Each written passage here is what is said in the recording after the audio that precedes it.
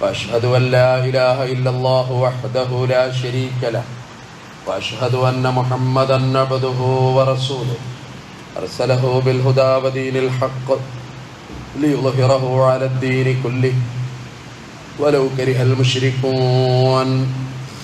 اللهم صل على محمد وعلى آل محمد كما صليت على إبراهيم وعلى آل إبراهيم. اللهم بارك على محمد وعلى آل محمد كما باركت على إبراهيم وعلى آل إبراهيم إنك حميد مجيد. أما بعد فإن خير الحديث كتاب الله وخير الهدي هدي محمد صلى الله عليه وسلم وشر الأمور محدثاتها وكل محدثة بدعة وكل بدعة ضلالة. أيها الإخوان والأخوات أوصيكم وإياي أولا بتقوى الله.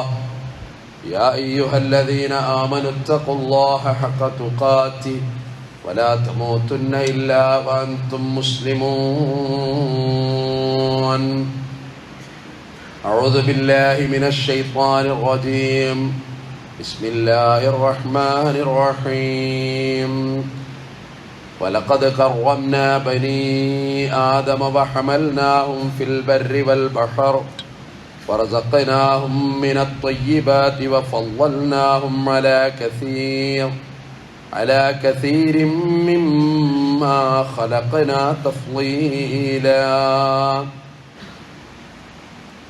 ബഹുമാനികളായ സത്യവിശ്വാസികളെ, വിശ്വാസികളെ, സർവശക്തനായ അള്ളാഹുവിൻ്റെ വിധിവിലക്കുകൾ ജീവിതത്തിലെമ്പാടും പാലിക്കണമെന്ന് എന്നോടും നിങ്ങളോടും ഓർമ്മപ്പെടുത്തുന്നു, വസിയത്ത് ചെയ്യുന്നു.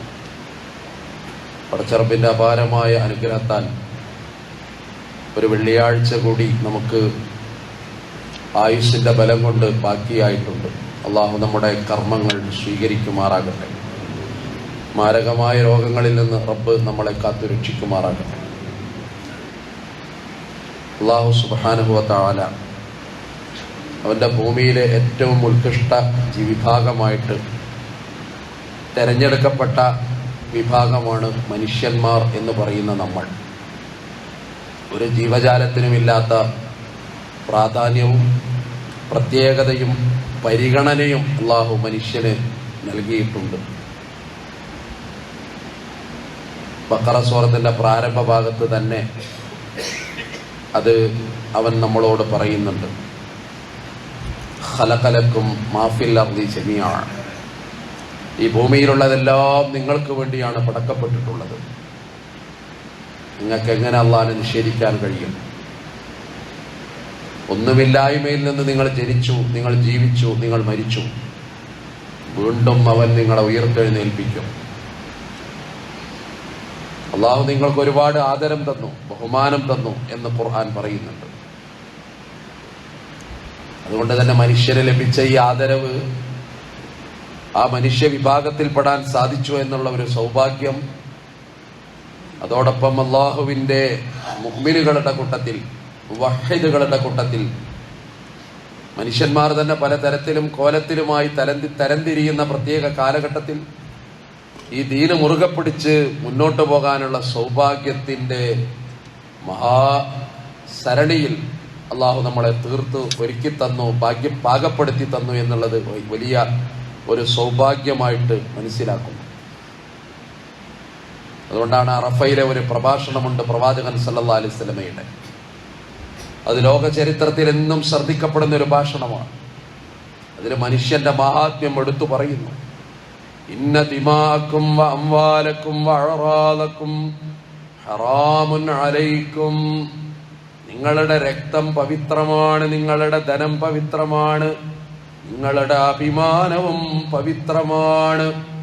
കഹുറമത്തി യൗമിക്കും ഹാദാ വഫീ ശഹരിക്കും ഹാദാ വഫീ ബലദിക്കും ഹാദാ, ഈ നാട് പവിത്രമായ പോലെ, ഈ മാസം പവിത്രമായ പോലെ, ഈ ദിവസവും പവിത്രമായ പോലെ.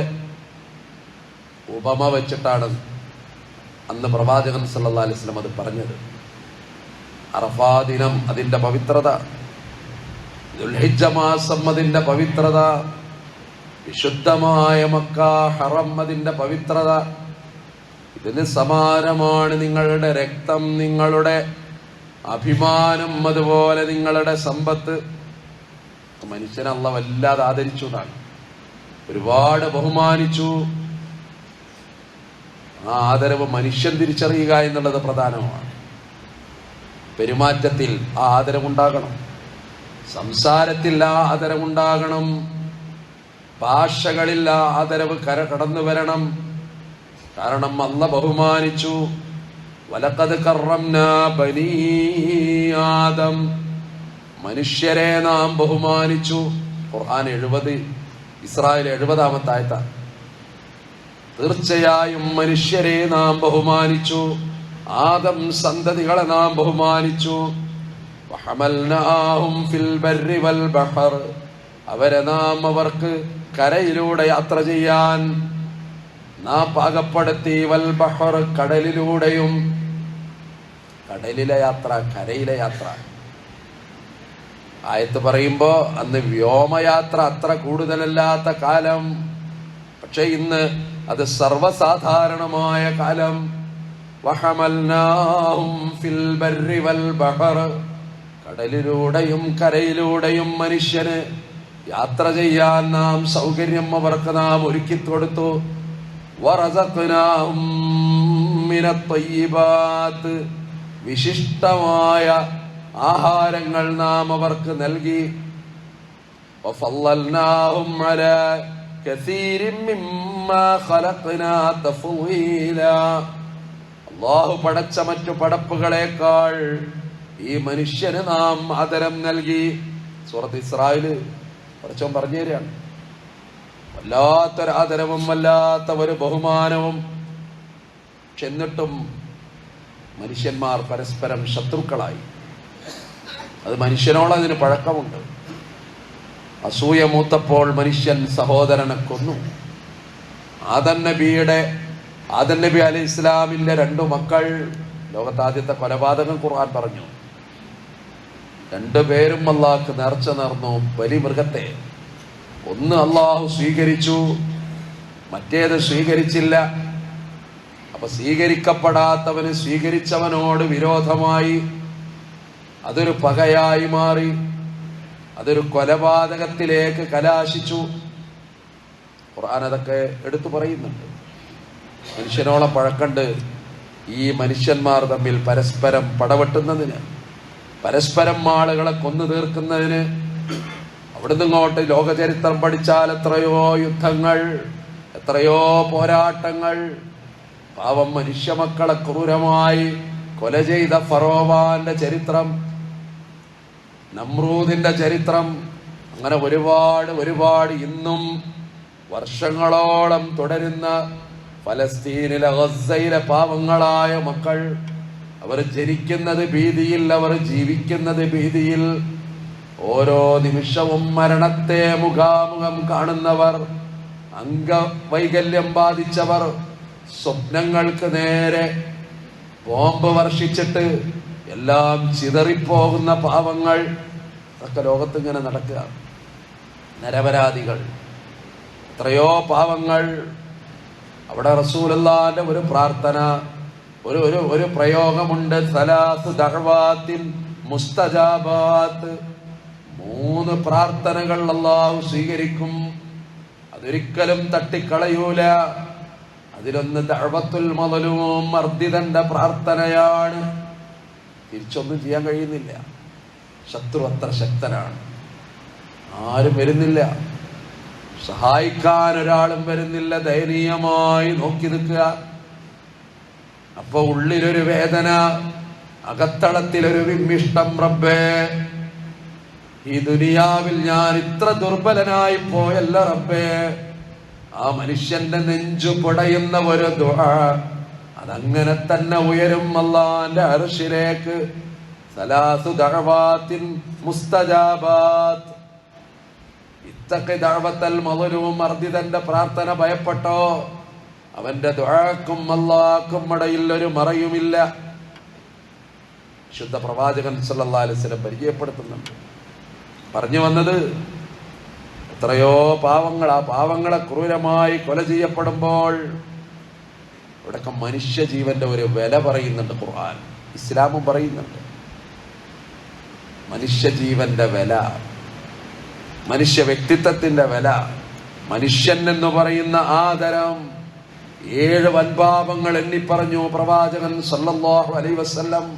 അതിലൊന്ന് ഖത്ലുൻ നഫ്സ്, ഒരാള് മറ്റൊരാളെ കൊല്ലുക, കൊലപാതകം 7 വൻപാപം. പരിശുദ്ധ ദീനിന്റെ നിയമങ്ങൾ അങ്ങനെ സംഭവിച്ചാൽ പിന്നെ എന്ത്? അവിടെയാണ് പ്രതിക്രിയ എന്ന് പറയുന്ന ഒരു സംഗതി ഇസ്ലാം ഉണ്ടാക്കിയത്. ഖിസ്വാസ് എന്ന് അതിന് അറബ് ഭാഷയിൽ പറയും. പുതിയ കാലത്ത് മതത്തിന്റെ എല്ലാ നിയമങ്ങളും തലനാരിഴകേറി ചാനലുകളിൽ ചർവണം നടക്കുന്ന കാലമാണ്. ചെറുതും വലുതുമായ മുഴുവൻ കാര്യങ്ങളും അവിടെ അഭിമാനത്തോടുകൂടി അന്തസ്സോടുകൂടിയും ഒരു വിശ്വാസിക്ക് ഉൾക്കൊള്ളാനും പറയാനും കഴിയും. ലോകത്ത് വേറെ എവിടെ ഇങ്ങനെ നിയമമല്ല, ഇത്ര കൃത്യമായി നിയമങ്ങൾ പറഞ്ഞിട്ടില്ല. അതുകൊണ്ടാണ് സൽമാനുൽ ഫാരിസി അഭിമാനം തൂകിയത് പണ്ട്. എന്ത് നബി, നിങ്ങളുടെ നബി? ജൂതൻ സൽമാനെ കളിയാക്കി. വിസർജനത്തിന്റെ നിയമം പറയാൻ എന്തിന് നബി? നബി വന്നാൽ നബി പറയേണ്ടത് സ്വർഗത്തെ പറ്റി, നബി പറയേണ്ടത് നരകത്തെ പറ്റി. അതല്ലാതെ ഇങ്ങനെ ഈ ചെറിയ ചെറിയ കാര്യങ്ങൾ പറയാൻ നിങ്ങൾക്ക് എന്തിനൊരു നബി? അതാ പരിഹാസം. സൽമാൻ പ്രതിവചിച്ചു, അതെ ഞങ്ങളുടെ പ്രവാചകൻ അങ്ങനെ തന്നെ വിസർജിക്കണം എങ്ങനെയെന്ന് ഞങ്ങളെ പഠിപ്പിച്ചു, അവിടേക്ക് പോകേണ്ടത് എങ്ങനെയെന്ന് പഠിപ്പിച്ചു, അവിടെ ഏത് കാലെടുത്ത് വെക്കണമെന്ന് പഠിപ്പിച്ചു, അവിടെ നടത്തേണ്ട ദുആ പോലും ഞങ്ങളെ പഠിപ്പിച്ചു. ആകാശത്ത് നിന്ന് ഈ പ്രവാചകൻ കൊണ്ടുവരുന്ന മുഴുവൻ കാര്യങ്ങളും ഞങ്ങൾക്ക് അഭിമാനമാണ്. ഒക്കെ ഞങ്ങളെ നബി ഞങ്ങളെ പഠിപ്പിച്ചു. ദീനിന്റെ ഒരു പരിപൂർണതയാണത്, ദീനിന്റെ ഒരു കമാലിയത്ത് അവിടെ നമ്മൾക്ക് കാണുന്നു.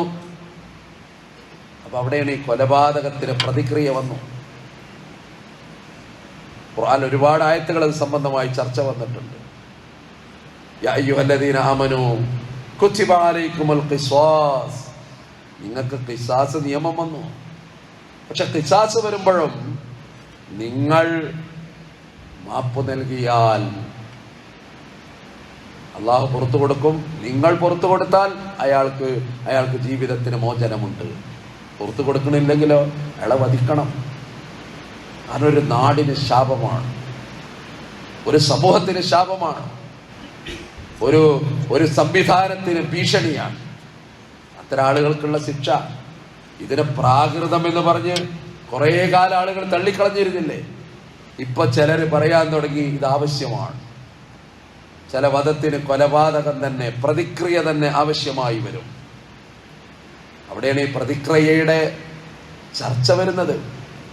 ഇപ്പൊ വ്യാപകമായ തോതിൽ ഇസ്ലാമിന്റെ നിയമങ്ങൾ അതെങ്ങനെ എന്നൊക്കെ പറഞ്ഞ് ഇങ്ങനെ ചർച്ച വരികയാണ്.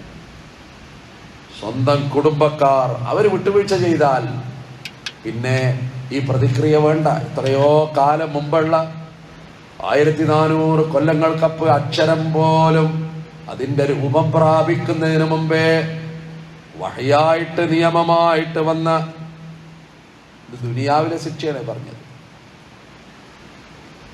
കൊലക്ക് കൊല, അയാൾ ആഖിറത്തിൽ കിട്ടുന്ന ശിക്ഷ അത് നരകമാണ്.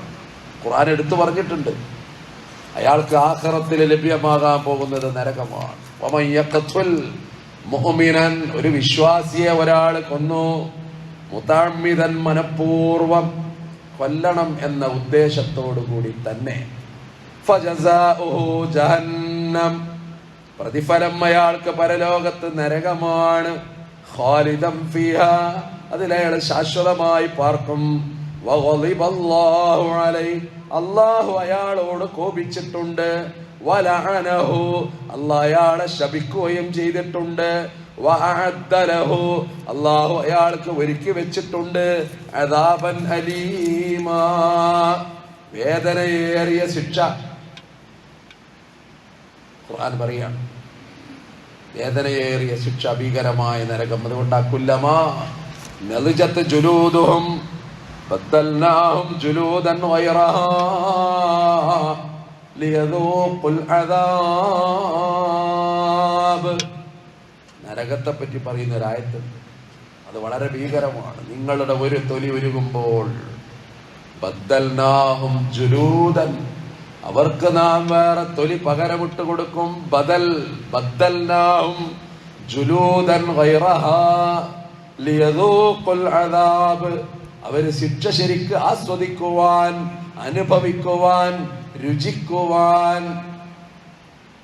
ആധുനിക വൈദ്യശാസ്ത്രം പറയുന്നുണ്ട്, മനുഷ്യന് വേദന അറിയുന്നത് മനുഷ്യന്റെ തൊലിയുടെ സംവേദ നാഡിയിലൂടെയാണ്. ശരീരത്തിലെ ഏറ്റവും വലിയ അവയവമാണ് ത്വക്ക് എന്ന് കുട്ടിക്കാലത്ത് തന്നെ നമ്മൾ പഠിക്കുന്നു. സ്പർശനം, അതിലൂടെ സുഖങ്ങളുണ്ട്, അതിലൂടെ വേദനകളുണ്ട്. രോഗിയുടെ അടുത്ത് പ്രവാചകൻ സല്ലല്ലാഹു അലൈഹി വസല്ലം ചെല്ലുമ്പോ ആ രോഗിയെ പ്രവാചകൻ അവിടുത്തെ കൈകൊണ്ട് മെല്ലെ ഒന്ന് തടവും. അത് രോഗിക്കൊരു കുളിരായിരുന്നു. എന്നിട്ട് പ്രവാചകൻ സല്ലല്ലാഹു അലൈഹി വസല്ലം ദുആ ചെയ്യും, അല്ലാഹുമ്മ റബ്ബന്നാസ് അദ്ഹിബിൽ ബഅസ ഇശ്ഫി അൻത ശാഫി ലാ ശിഫാഅ ഇല്ലാ ശിഫാഉക ശിഫാഅൻ ലാ യുഗാദിറു സഖമാ. എത്രയോ രോഗങ്ങൾ മാറും. ഇത് പ്രവാചകനാണ്, വിശുദ്ധ വഹീന്റെ ജിബ്രീൽ വഹി പറഞ്ഞു കൊടുക്കുന്ന അള്ളാഹിന്റെ ഭൂമിയിലെ ഏറ്റവും ഉത്കൃഷ്ടനായ വ്യക്തിത്വമാണ്. അവിടെ ഈ മസഹ എന്ന പദം ധാരാളമായിട്ട് കാണുന്നുണ്ട്. ഒരു സ്പർശനം, അത് മനുഷ്യൻ ആനന്ദം പകരും. അത് ഏറ്റവും പ്രിയപ്പെട്ടവൻ്റെതാകുമ്പോഴോ അല്ലേ? കാലങ്ങളായിട്ട് മക്കളെ തൊടാത്ത വാപ്പമാർ, കാലങ്ങളായിട്ട് ചിലപ്പോ സഹധർമ്മിണിയെപ്പോലും അകലെ കടത്തി ഇവൻ വേറെ എങ്ങോ സ്വതന്ത്രമായി കിടക്കുന്ന ചില പേരിന്റെ ഭർത്താക്കന്മാർ, കാലങ്ങളായിട്ട് മക്കളുടെ നെറ്റിത്തടത്തിൽ ഒരു ഉമ്മ വെക്കാൻ മറന്നുപോയ മാതാപിതാക്കൾ. നമ്മളെ നാട്ടുപുറത്തൊക്കെ കാണാം, ഒരു 50-60 വയസ്സായ ഭാര്യമാര് പറയും ഭർത്താക്കന്മാരോട്, ഇനി നിങ്ങൾ അവിടെ കിടന്നോളി. ഇപ്പൊ പേരക്കുട്ടികളൊക്കെ പാടാ. ഇസ്ലാമിൽ അങ്ങനെ ഒരു നിയമമല്ലോ. റസൂലുള്ളാഹി സ്വല്ലല്ലാഹു അലൈഹി വസല്ലം വഫാത്ത് വരെ സഹധർമ്മിണി, അത് കേവലം ഒരു ലൈംഗിക ബന്ധം മാത്രമല്ലല്ലോ.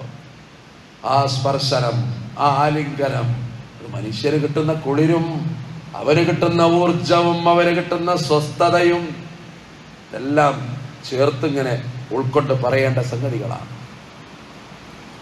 പറഞ്ഞു വന്നത്, അങ്ങനെ മനുഷ്യരെ സംബന്ധിച്ചിടത്തോളം അത് ഈ സ്പർശനം നരകമായിട്ട് ബന്ധപ്പെട്ട് പറഞ്ഞതാ. അവിടെയാണ് വേദന അറിയുന്നത്. അതുകൊണ്ട് കർശനമായിട്ട് ഓരോ തൊലി ഒരുങ്ങുമ്പോഴും വേറെ ഒരു തൊലി അല്ലാഹു പകരമിട്ട് കൊടുത്തു. അല്ലാഹു തആല കാത്തു രക്ഷിക്കുമാറാകട്ടെ. പ്രിയപ്പെട്ട മുഅ്മിനീങ്ങളെ, മുഅ്മിനാത്തുകളെ, ഗൗരവത്തോടെ ഉൾക്കൊള്ളുകയും മനസ്സിലാക്കുകയും ചെയ്യേണ്ട സംഗതിയാണ്. അവിടെയാണ് ദീൻ എന്താണ് നമ്മൾ അറിയുന്നത്. മറ്റാരെക്കാൾ കൂടുതൽ ഈ ദീനിന്റെ മഹിമ അറിയേണ്ടത് ഈ പുതിയ ലിബറലിസത്തിന്റെ കാലത്ത് ആരെക്കാൾ കൂടുതൽ ആവശ്യം നമ്മളെ സംബന്ധിച്ചിടത്തോളാണ്. പുതുതലമുറയ്ക്ക് ഇത് ബോധ്യപ്പെടുത്തി കൊടുക്കാൻ കഴിയണം. വാക്കുകൾ പോലും, അതുകൊണ്ട് കൊലപാതകം മാത്രമല്ല, ചെറിയ വാക്കുകൾ പോലും സൂക്ഷ്മതയോടുകൂടി. സഫിയ്യ ബിൻത് ഹുയൈനെ കുറിച്ച് ആയിഷ ബീവി ഒരിക്കൽ പറഞ്ഞുപോയി, ഹിയ ഖസീറ എന്ന് പറഞ്ഞാൽ കുള്ളത്തി എന്നാണ് അതിനർത്ഥം. ആ വാക്കിന് വലിയ കുഴപ്പമൊന്നും നമ്മളെ നാട്ടിൽ കാണൂല. കാരണം മിക്ക നാട്ടിലും കുള്ളെന്ന് പേര് നമ്മൾ ഇട്ട് കൊടുത്തിട്ടുണ്ട് പലർക്കും. പക്ഷെ ആ വാക്ക് പ്രവാചകൻ സല്ലല്ലാഹു അലൈഹി വസല്ലം കാതിലെത്തിയപ്പോ, യാ ആയിഷ ലഖദ് ഖുൽതി കലിമതൻ, നീ പറഞ്ഞ വാക്കുണ്ടല്ലോ, അതിനെപ്പറ്റി നിനക്കറിയുമോ? ലൗ മുസിജത്തി ബിമാഇൽ ബഹർ, അതെങ്ങാനും കടലിൽ കൊണ്ടുപോയി കലക്കിയാൽ ലമസജതുഹു യാ ആയിഷ, ആ കടല് മലിനമായി, ആ കടല് പോലും കലങ്ങിപ്പോയി ആയിഷ. ഒരു വാക്കിന്റെ പ്രയോഗമാണ്. എത്ര വാക്കുകൾ, എത്ര ആളുകളെ വാക്കുകൊണ്ട് ദ്രോഹിച്ചവർ, വേദനിപ്പിച്ചവർ. ചില ആളുകളെ മനസ്സിൽ ഇപ്പോഴും നമ്മൾ പറഞ്ഞ ചില വാക്കുകൾ ഇങ്ങനെ അടിവരയിട്ട് കിടക്കുന്നുണ്ടെങ്കിൽ അല്ലാഹു തആല കാത്തു രക്ഷിക്കുമാറാകട്ടെ. അവിടെയാണ് നേരത്തെ പറഞ്ഞത് പ്രതികാരം. ആ പ്രതികാരത്തിന് പോലും ഇസ്ലാം മാനദണ്ഡങ്ങളുണ്ടാക്കി. തോന്നിയമായൊരു പ്രതികാരം അതൊന്നും ഇസ്ലാമിലില്ല. സൗകര്യം വന്നാൽ അടിച്ചു നേരത്ത് അങ്ങനെ ഒരു സംവിധാനമൊന്നുമില്ല. ഉഹദ് യുദ്ധത്തിന്റെ ഉഹദ് മലയുടെ താഴ്വാരം, ചിതറിയോടിയ മുസ്ലിം ജനക്കൂട്ടം, മൃതശരീരങ്ങൾ 70ഓളം അന്ന് സാക്ഷ്യം വഹിച്ച യുദ്ധം, റസൂലുള്ളാഹിന്റെ പ്രിയപ്പെട്ട 70ഓളം അനുയായികൾ രക്തസാക്ഷിയായ യുദ്ധം. ആ യുദ്ധത്തിൽ ഇങ്ങനെ അവസാനം പ്രവാചകൻ ഒരു കാഴ്ച കാണുന്നുണ്ട്. ആ മൃതശരീരങ്ങൾക്കിടയിലൂടെ നടക്കുമ്പോ ആരൊക്കെ പോയി എന്നറിയുമ്പോ ഹംസ റളിയല്ലാഹു അൻഹുവിന്റെ മയ്യത്ത് കണ്ടു. അത് നബിയുടെ എളാപ്പ അബ്ദുൽ മുത്തലിബിന്റെ പ്രിയപ്പെട്ട മകൻ, ബദറിൽ ഇസ്ലാമിന്റെ മുന്നണി പോരാളി. പക്ഷെ ആ മയ്യത്ത് കണ്ടിട്ട് പ്രവാചകൻ ഒരുപാട് കരഞ്ഞു. ഇതുപോലൊരവസരം ഞങ്ങൾക്ക് വന്നാൽ, ഇതുപോലെ അവരുടെ 70ഓളം ആളുകളുടെ ശരീരത്തെ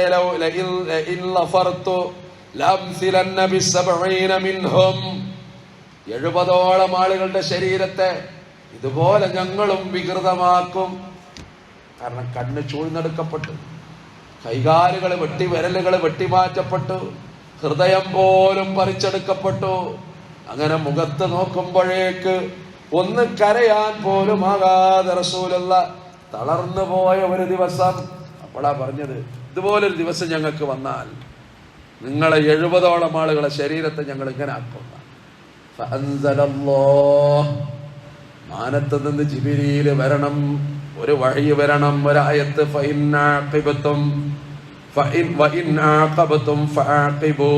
നഹ്ൽ സൂറത്തിന്റെ അവസാന ഭാഗം, ബിമിസ്ലി മാ ഉഖിബതും ബിഹി വലഇൻ സബർതും ലഹുവ ഖൈറുൽ ലിസ്സാബിരീൻ. നബിയേ, അങ്ങനെ വന്നാലും, നിങ്ങൾക്ക് അങ്ങനെ അവസരം വന്നാലും നിങ്ങളോട് ചെയ്തതിന് സമാനമായിട്ട് മാത്രം പ്രതികാരം. ബിമിസ്ലി മാ ഉഖിബതും ബിഹി, അതിലധികം വേണ്ട. 70 ആളെന്നും അങ്ങനെ ചെയ്യണ്ട. എന്നിട്ട് ക്ഷമിക്കാൻ പഠിപ്പിച്ചു. ഇന്നല്ലാഹ മഅല്ലദീന തഖൗ, തഖ്വയുള്ളവരുടെ കൂട്ടത്തിലാണ് അല്ലാഹ്. വല്ലദീന ഹും മുഹ്സിനൂൻ, അതുപോലെ ആ തഖ്വയുള്ളവരാരാണ്? അവർ ഇഹ്സാൻ ഉള്ളവരാണ്, നന്മയുള്ളവരാണ്.